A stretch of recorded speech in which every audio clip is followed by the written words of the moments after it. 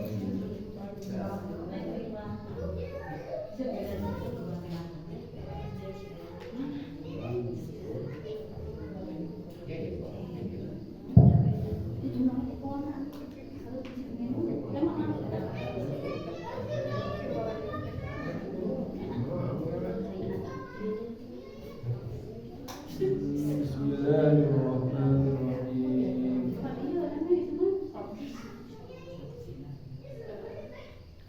Nahmaduhu wa nusalli wa nusallimu ala rasulil karim.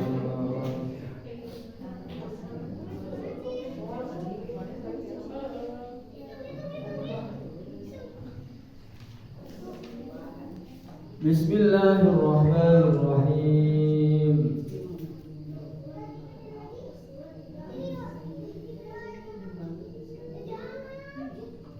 Wa anna Abu Bakr Siddiq radhiyallahu anhu qala arba'atun tamamuha bi arba'atin. Sahabat Nabi Abu Bakar As-Siddiq beliau mengatakan ada 4 perkara yang bisa sempurna dengan cara mengerjakan 4 perkara. Ada 4 perkara yang bisa disempurnakan dengan 4 perkara. Yang pertama apa? Tamamus sholati bisa jadi sahwi. Kesempurnaan dalam sholat bisa disempurnakan dengan sujud sahwi. Bila mana ada amaliat-amaliat yang kita kelupaan, selain rukun-rukun, selain yang syarat-syarat sah sholat, jika lupa dengan sujud sahwi. Kemudian wasaumu bisadaqatil fitri. Yang kedua, puasa pada bulan Ramadan disempurnakan dengan zakat fitrah. Semua orang yang memiliki apapun yang bisa dizakatkan zakat fitrah, yang beras di rumahnya, kalau punya beras, ada uang belikan beras. Kecil kalau punya apa-apa, disempurnakan puasa Ramadan kita ini. Bila mana ada kekurangan, ketidaksempurnaan, dengan cara membayar zakat fitrah.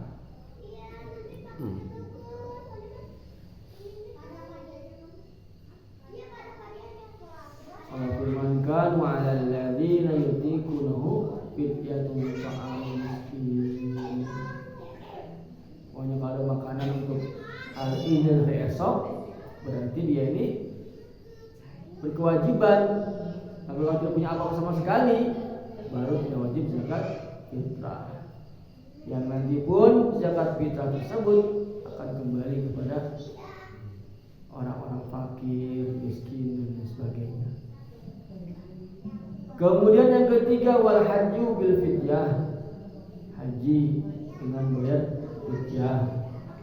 Yang pernah haji tahu, yang belum haji. Kemudian keempat, wal iman bil jihad. Iman itu sempurnanya ketika orang itu siap mengorbankan dirinya, yang disebut dengan jihad. Kita hari ini merasa iman, kuat imannya, yakinnya mantap kepada Allah. Namun jika ada panggilan jihad, seruan jihad, kira-kira kita berani nggak berangkat? Insyaallah. Bagaimana orang di Palestina itu hari-hari melawan orang kafir, berjihad pengorbanan terakhir, yaitu nyawa.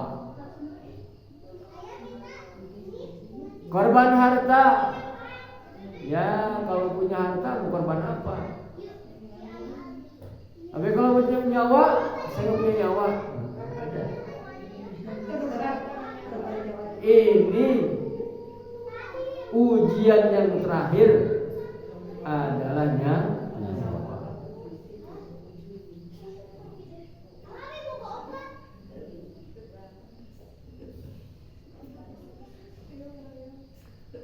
Wa an Abdullah bin Mubarak radhiyallahu anhu rahmatullahi alaihi, man shalla kulla yawmin 12 raka'atan faqad ada haqqa shalah. Barang siapa yang sholat sehari semalam berjumlah 12 rakaat, maka dia telah menunaikan haknya sholat 12 rakaat. Apa aja segitu? 12 rakaat itu apa aja?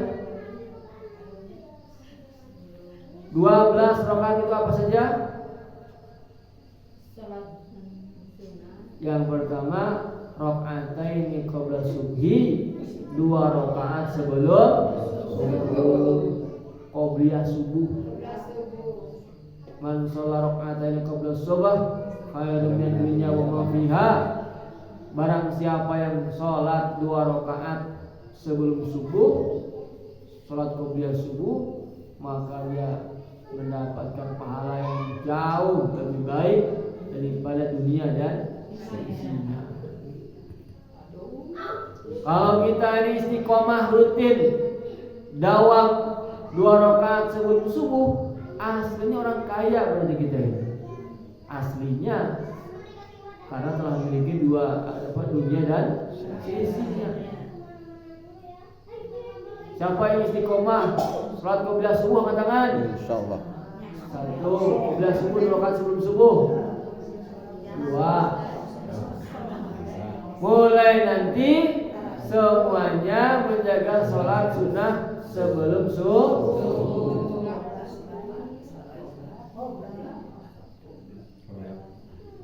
Wa raka'atani qabla zuhri,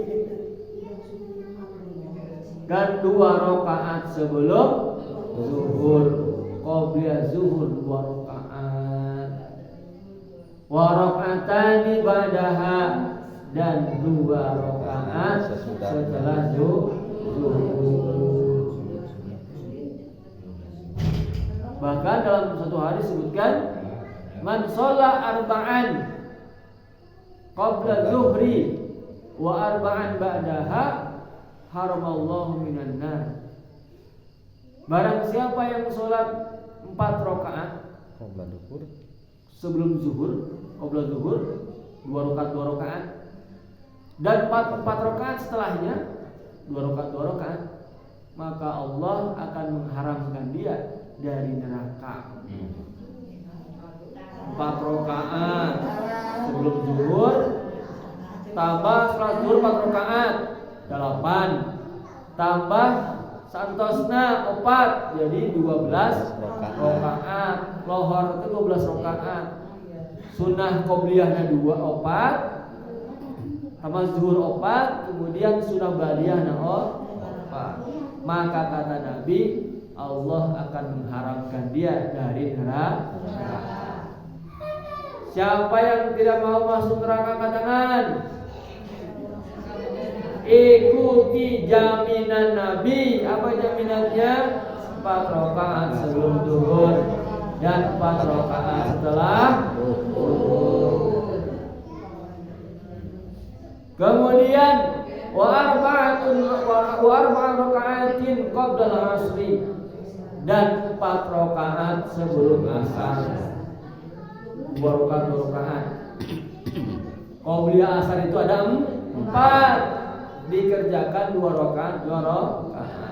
Kata Nabi, rahimallahu man shalla arba'an qabla asar.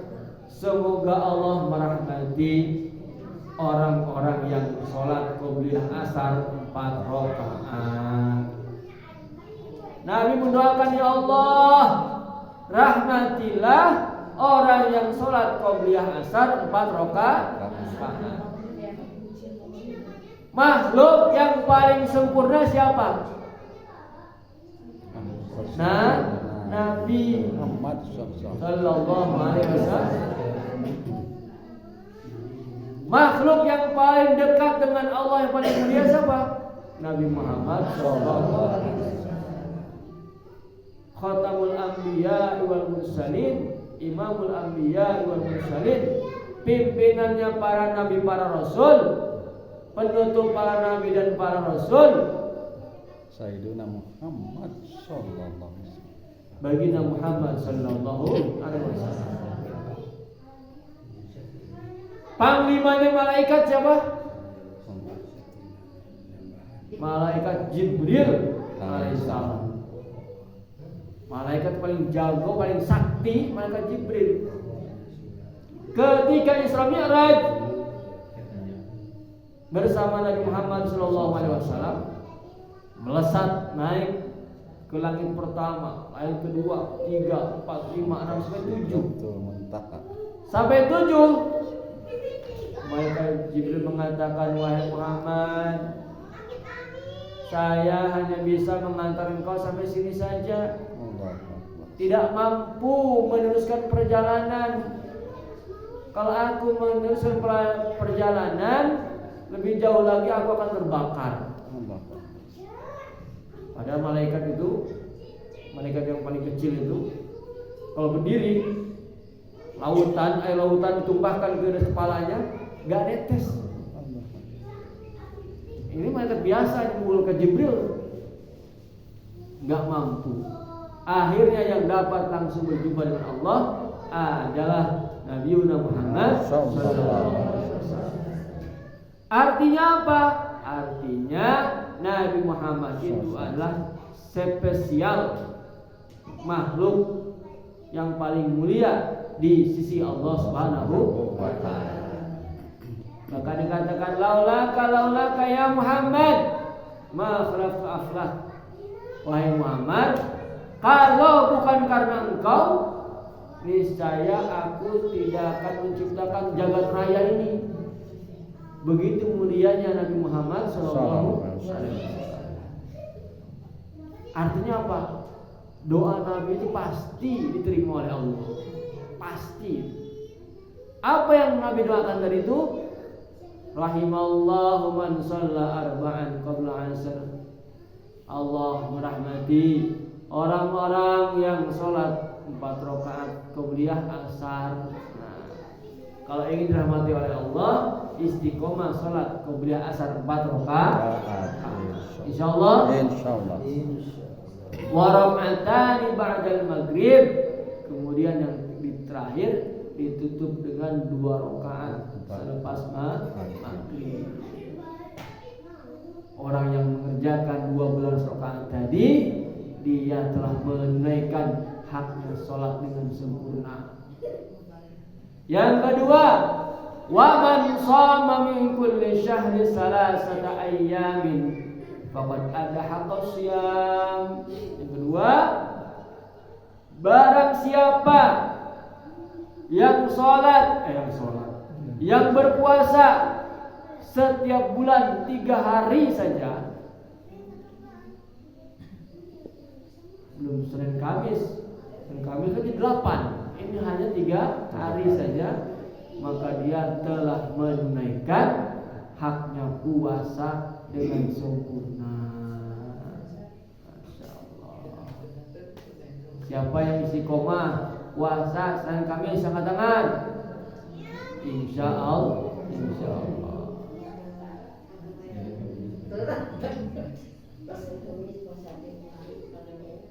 3 hari saja, bagus lagi 8 hari Senin Kamis.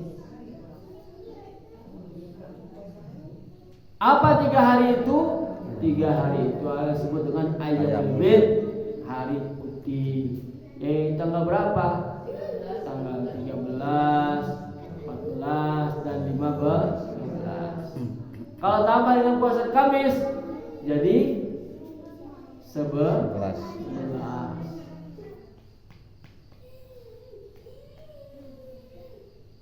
Kenapa minimal 3 hari? Karena dalam Al-Quran disebutkan man ja'a bil hasanati falahu asyru amsalihha. Barang siapa yang mengerjakan satu kebaikan maka akan dilipatkan menjadi 10. Jadi kalau kita ini rutin istiqomah puasa 3 hari setiap bulan, seakan-akan kita ini puasa sepanjang bulan. Kalau terus menerus berarti seakan-akan kita puasa sepanjang tahun. Betul tidak? 3 hari saja setiap bulan itu sudah seperti puasa sebulan. Kalau puasa 3 hari seperti puasa 1 tahun. Ini merupakan hadiah dari Allah Subhanahu wa ta'ala. Mumpung masih hidup, kalau sudah wafat hanya tinggallah penyesalan. Hanya kalau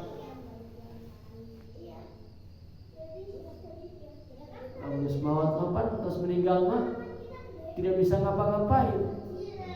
Nangis pun di kubur sudah nggak ada artinya. Ibadah pun di kubur sudah tidak ada artinya.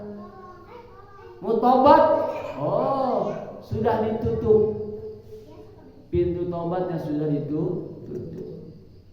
Maka kata para ahli ulama itu, di dunia itu yang paling menarik adalah waktu, kesempatan yang digunakan untuk ibadah kepada Allah. Yang paling mahal itu. Betul tidak? Betul. Kemudian ketiga, waman qara'a kulla yawmin mi'ata ayatin faqad adda haqqal qiraa'ah. Dan barang siapa yang membaca 100 ayat setiap hari, maka sungguh dia telah menyempurnakan haknya Al-Quran. 100 ayat itu banyak atau sedikit? Yasin berapa ayat? 80? 83. Berarti baca Yasin tinggal tambah lagi itu berapa? Tambah 13. Belum Falaq-Nas. Nah, selesai. Yasin sama Al-Waqiah. Maka biasanya baca ayat ujian seperti As-Sajdah, Alif Lam Mim, Tanzilul Kitabil la raiba fihi mir rabbil alamin. Kemudian surat Yasin, Fussilat, Dukhan, Waqiah, Hasyr, Al-Mulk. Siapa yang istiqomah baca surat Tabarok semalam, surat Sajadah, Tara maca, pas mual maut wae tara maca. Di kubur itu sendirian, tidak ada temannya. Kita tinggal di kampung Garung sorangan poe. Betah tuh. Padahal ayah masjid, ayah pepohonan, ayah air, ayah buah-buahan, ayah cengkeh, ayah kopi. Di kubur mah sendiri tanpa ada segala sesuatu. Barang siapa yang ingin punya teman, maka baca surat Al-Mulk ataupun As-Sajdah. Akan Allah munculkan makhluk indah yang akan menemaninya, supaya tidak kesepian. Setiap malam mau tidur baca surat Sajdah dan surat Tabarok. Mumpung masih hidup. Kalau sudah kembali ke alam sana, hanya tinggal penyesalan. Yang keempat, wa man tasaddaqa fi jum'atin bidirham faqad ada haqqas shadaqah.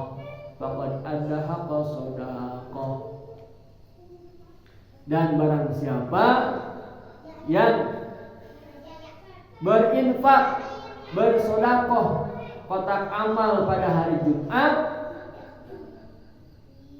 sampai rakwe. Dirham besar nilainya sebenarnya. Uang waktu joki itu juga sekarang 1.000 paling atau 500, maka sungguh dia telah menunaikan hak sedekah. Sedekah setiap hari Jumat. Sebenarnya 1 dirham itu sekitar 70.000 nyampe kan? 70.000. Tolong lewatin lah 5.000 ya orang. Dan dirham mah akan beda.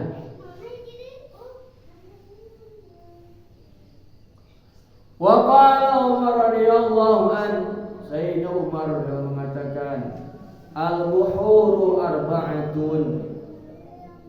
Laut itu ada 4 macam. Laut. Bahrun, biharun.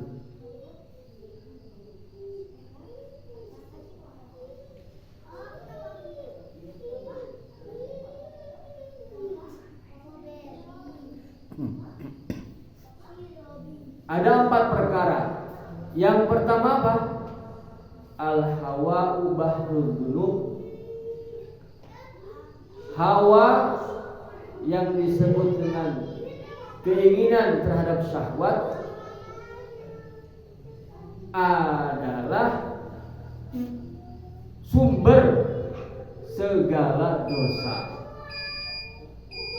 Keinginan yang begitu syahwat itu merupakan sumber daripada dosa. Hawa nafsu. Hawa nafsu itu apa? Makhluk yang senantiasa cenderung ke arah yang buruk, ke arah yang fahsya, yang mungkar. Itu namanya hawa nafsu. Hawa nafsu itu makhluk yang tidak punya akal. Orang yang mengikuti hawa nafsu adalah orang yang tidak punya akal. Hawa nafsu itu yang penting enak. Yang penting enak. Tidak ada pikiran apa akibatnya. Tidak berpikir dengan akibatnya. Misalnya contoh, ada orang mencuri kambing. Cocoknya di bulan ini mencuri kambing karena kambing hari jeganya lagi bagus-bagusnya, enak. Ngambil kambing punya orang. Yang penting enak. Tidak berpikir apa akibatnya. Pas mengambil kambing, ternyata kanyahoanku pos kambing. Akhirnya digebukan, baru menyesal. Itulah hawa nafsu. Orang yang mengikuti hawa nafsu, orang yang tidak menggunakan akalnya. Nafsu itu mikir hanya yang penting enak. Seperti mana penyakit gatal, penyakit kulit. Ketika kita gatal, gagarok, karatel, yang paling enak apa? Gagarok. Wah, semakin digaruk semakin enak, betul tidak? Akhirnya apa? Becet, keluar darah, keluar nanah, infeksi, ditep-tep sampean nate. Gara-gara apa? Infeksi. Kalau ditahan, atau tadi ditahan, jadi gagarok. Ditahan, pertama derita. Aduh. Lama-kelamaan sakitnya itu kering, sehat. Wa nafsu bahru syahwat. Ikuti. Nafsu itu bagian daripada syahwat. Inna nafsa al-ammaratu bisu. Sesungguhnya nafsu yang ada pada diri kita ini aslinya apa? Senantiasa mengajak kepada keburukan. Nafsu pada diri kita ini aslinya mengajak kepada keburukan. Kita semua aslinya preman. Wah, kita semua siapa? Orang yang buruk. Cuman orang yang buruk pakai peci, orang yang buruk pakai jilbab, orang yang buruk pakai serban, orang yang buruk ke masjid. Aslinya buruk. Nafsu itu aslinya. Inna nafsa la'ammaratu bisu. Pokoknya buruk aslinya. Cuman karena ditolong oleh Allah sedikit demi sedikit, alhamdulillah kita mendapatkan hidayah. Maka nikmat ibadah, nikmat sholat, nikmat ngaji itu disyukuri. Aslinya kita ini preman aslinya, cuma ditolong oleh Allah. Wal mautu bahrul ahmar, dan kematian adalah lautan bekal. Pokoknya apa yang kita bawa di dunia ini nanti semua akan dibawa ke akhirat. Amal yang baik ataupun amal yang buruk setelah mati nanti akan dikumpulkan. Makanya katakan kematian seperti mana kotak. Kematian ini adalah kotak. Kotak yang menyimpan apa? Menyimpan amal. Makanya ada kotak amal. Semua dimasukin di situ. Yang hitam, yang putih, amal-amal tadi dimasukkan ke dalam kotak. Al-mautu sundukul amal. Kematian ini adalah kotaknya amal. Kotak amal. Kematian di kotak amal kematian. Yang baik ataupun yang buruk dimasukkan ke dalam kotak, dibuka nanti di akhirat. Maka tidak kelihatan siapa yang beramal, siapa yang tidak, siapa yang ikhlas, siapa yang tidak kelihatan. Wal qabru bahrun nazamat, sedangkan kuburan adalah lautan penyesalan. Kuburan ini adalah lautan penyesalan.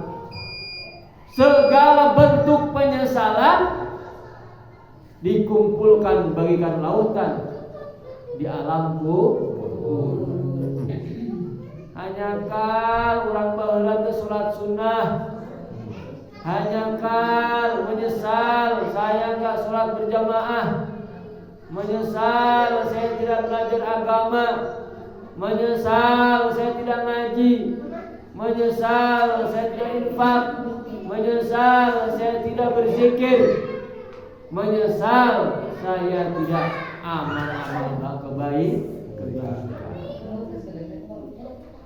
Seperti kemarin kan telah disebutkan, yang bawa amal banyak juga menyesal, yang sedikit juga menyesal, apalagi yang tidak beramal.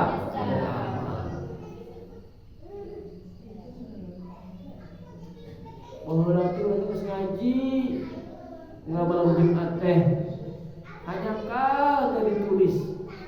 Ternyata kalau ditulis mah tulisan nanti catatannya akan ditimbang menjadi amal baik di akhirat. Yang datang jarang-jarang menyesal ulang teh tidak istiqomah rutin, yang tidak ngaji, yang tidak ke masjid begitu juga. Terus bagaimana? Pokoknya amal sebanyak-banyaknya karena Allah. Kebaikan apapun, sekecil apapun kebaikan kita amalkan, kita kerjakan, jangan disia-sia. Walaupun hanya menyingkirkan duri di tengah jalan, kebaikan. Ayah ya orang paku, payung, sikirkan kebaikan. Supaya orang tidak terkena kakinya, tidak terkena motornya, tidak mengenai mobilnya, singkirkan kebaikan. Ayah cucuk, ayah duri, disingkirkan.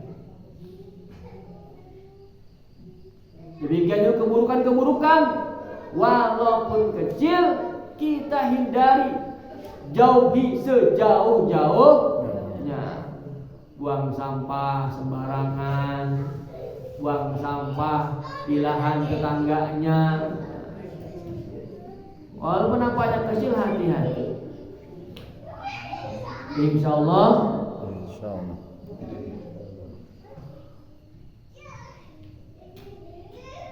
Yang terakhir, An Utsman radhiyallahu anhu. Ini yang terakhir nih, nasihatnya Sayyidina Utsman. Tadi nasihat Abu Bakar, terus Umar, yang ketiga Utsman. Apa nasihat Sayyidina Utsman? Ada 4 juga. Yang pertama beliau mengatakan, wajadtu halawatal ibadah fi arba'ati asya. Ini kuncinya mendapatkan kenikmatan dalam ibadah. Kata beliau, saya mendapatkan kenikmatan dalam ibadah pada 4 perkara. Coba, pernah nggak kita ibadah merasa nikmat?